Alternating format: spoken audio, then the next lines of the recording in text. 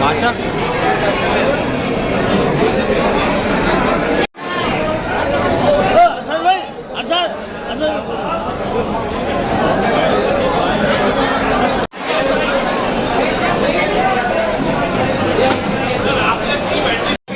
नेताओं ने उठाते जाता क्या?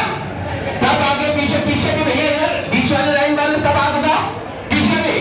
ये किसान क्या पुकारता राहुल गांधी ये नौजवान क्या पुकारता राहुल गांधी ये गरीब क्या पुकारता राहुल गांधी ये देश का दलित क्या पुकारता राहुल गांधी आदिवासी क्या पुकारता राहुल गांधी हम सबके क्या पुकारते राहुल गांधी अरे नौजवान क्या पुकारता राहुल गांधी अरे गरीब क्या पुकारता राहुल गांधी ताकत से पीछे तक आप उठा के ये किसान क्या पुकारता राहुल गांधी अरे नौजवान क्या पुकारता राहुल गांधी ये मरते गाने क्या पुकारते राहुल गांधी ये जो सुरक्षित क्या पुकारता राहुल गांधी।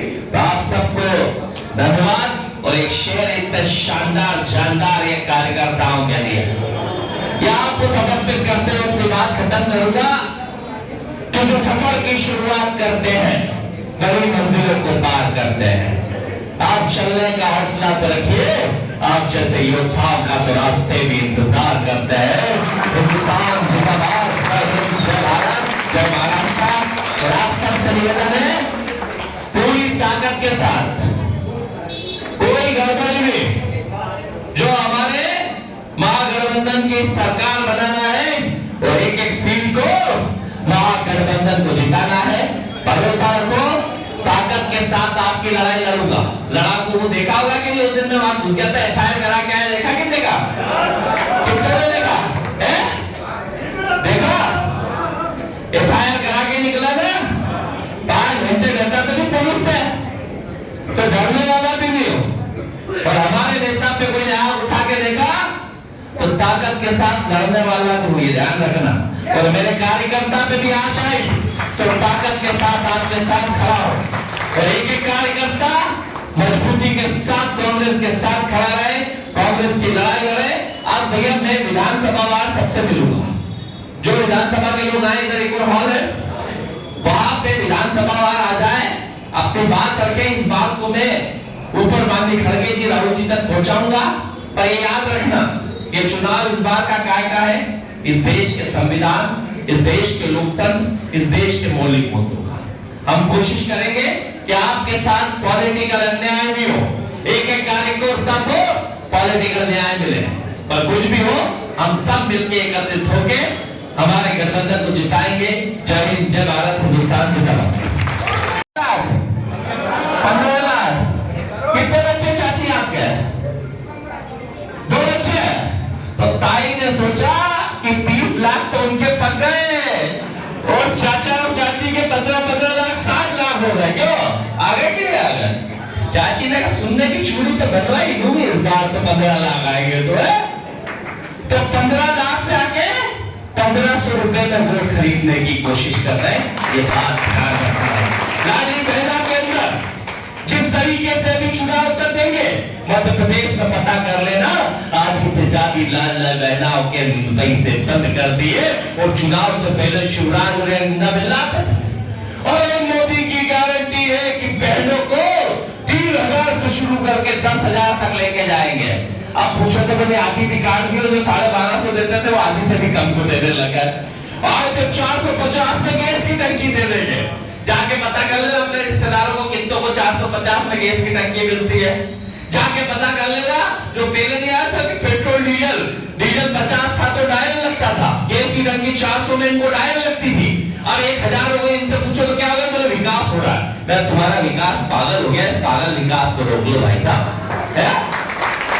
हाथी पागल हो जाता है तो अपने ऊपर भी चढ़ जाता है, ऐसा इनका विकास पागल हो गया, जनता के ऊपर चढ़ जाता है। और रोज हिंदू मुसलमान की बात करते हैं, रोज झगड़ा और नफरत की बात करते हैं, रोज लोगों को लड़ाने की बात करते हैं, रोज मूल मुद्दों से ध्यान भटकाने की बात करते हैं। मैं आपसे निवेदन करने आया हूं कि पूरी ताकत के साथ एक एक कार्यकर्ता मजबूती के साथ काम करने का काम करे।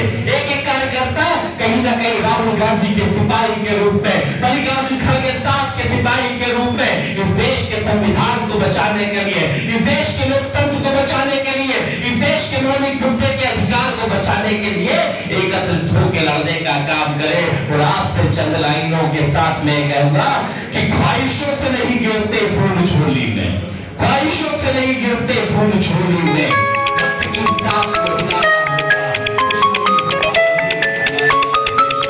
इस बार कांग्रेस नीति महाराष्ट्र के अंदर गठबंधन की सरकार को बनाना होगा। मैं बात इसलिए कह रहा हूँ और खास तौर पर हमारे सभी नेताओं से निवेदन कर रहा हूँ कि आपसी मनमुटाव खत्म कर देना।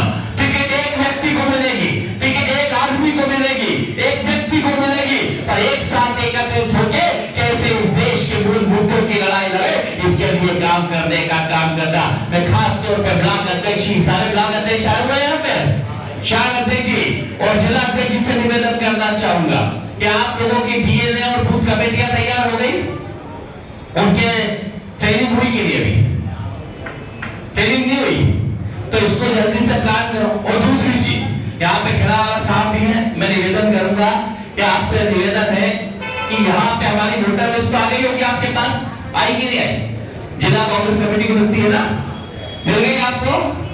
जो आपकी बूथ कमेटी करनी है, एक एक बूथ कमेटी के ऊपर वोटर लिस्ट दे दो। एक वोटर लिस्ट पे कितने वोट होते हैं? लगभग यहाँ 800 से 1000 के आसपास होते हुए। उसके अंदर एक एक घर जाके उसकी जांच करें, क्योंकि गुजरात और मध्य प्रदेश में आज टाइम में 40 मतों से जीतते हैं, ये ध्यान रखना भारतीय जनता पार्टी।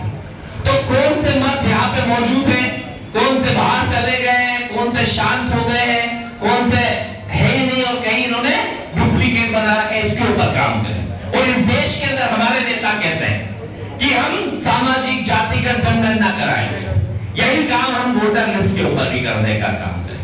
कौन किस समाज का है, कौन किस जाति का है, उसकी हम एक्सरे वोटर लिस्ट का पूरी ताकत के साथ करने का काम करें। और ये काम 10 दिन के अंदर आपकी पूरी बूथ कमेटियों को करना है। उससे समझ में भी आएगा कितनी एक्टिव है, कितनी नहीं है, और कितने काम करना चाहते और कितने नहीं चाहते। डीएनए बहुत महत्वपूर्ण है, क्योंकि आपके वकील के रूप में अगर कोई काम करेगा तो वो डीएनए काम करने का काम करेगा। तो ये हमें पूर्ण रूप से जो तैयारियां है कि पहले तो पुराने आंकड़े बूथ वाइज हमें चाहिए कि हर बूथ के ऊपर हमारे पिछले 3 चुनाव के, लोकसभा, विधानसभा, 3 विधानसभा और 3 लोकसभा जो 2008 के परिसीमन के बाद से हुई है, 6 के परिसीमन के बाद से, उस सारे वोटर लिस्टों को बूथ वाइज डेटा मुझे अगले 5 दिन के अंदर आप लोगों से निवेदन है कि वो बूथ वाइज डेटा चाहिए। क्षेत्र का जातिगत समीकरण जो वोटर लिस्ट से गिन के आएगा, जो हमारा कार्यकर्ता एक एक घर जाके जांच करेगा, क्योंकि आप हो सकता है एक बूथ पे गांव के लोग सबको मालूम रहता है कि समाज का ये है कि नहीं है, ये गायब है कि ये मर गया है कि यहाँ पे जिंदा है, ये सारी चीजें वोटर लिस्ट पे याद रहती है। तो 5-5 लोग बैठ के बूथ कमेटी के इसको काम करने का काम करें।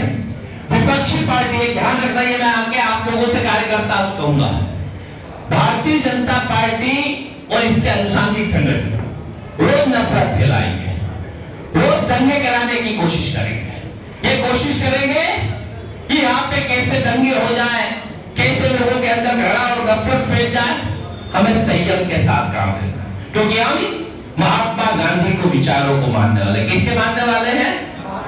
महात्मा गांधी के विचारों को मानने वाले, बाबा साहब अंबेडकर के सिद्धांतों को मानने वाले, ज्योतिबा फुले साहब को मानने वाले हैं। इस देश, इस महाराष्ट्र के अंदर संत तुकाराम जैसे हुए, तुलसी महाराज जैसे संत हुए, तो ऐसे संतों को मानने वाली ये धरती नफरत की बात नहीं कर सकते। यहाँ पे पीर मौलानाओं को मानने वाली धरती है जो कहीं ना कहीं नफरत के विचारों से दूर रहने का बात करती है। मैं आपसे निवेदन करना है, धर्म जिसको जो मानना है वो माने, उसके पर क्या होता है, लोग राम को तो मानते हैं, राम के नहीं मानते, अल्लाह को तो मानते हैं पर पैगंबर के सिद्धांत को नहीं समझते, ईसा मसीह को तो मानते हैं पर उसके सिद्धांत को नहीं समझने की कोशिश। हर उसमें चाहे रामायण पढ़ लेना, चाहे महाभारत, बाइबल पढ़ लेना, चाहे कुरान पढ़ लेना, सब में एक भाव लिखा है, वो एक प्रेम का भाव लिखा है। किसी में नफरत का भाव, मुझे नहीं लगता कि किसी के अंदर नफरत का भाव लिखा होगा। इस प्रेम के भाव के साथ हम आगे चले। और ये ध्यान रखना, ये भारतीय जनता पार्टी के लोग रोज चाहेंगे कि आप आपस में लड़ाई करो, आपस के अंदर व्यवस्था हो, और कैसे आप अपने मूल मुद्दों से ध्यान भटकाने का काम करो, ये रोज भारतीय जनता पार्टी के लोग चाहेंगे। पर हमारे नेता ने जो हमें सिखाया है कि इस नफरत के बाजार में मोहब्बत की दुकान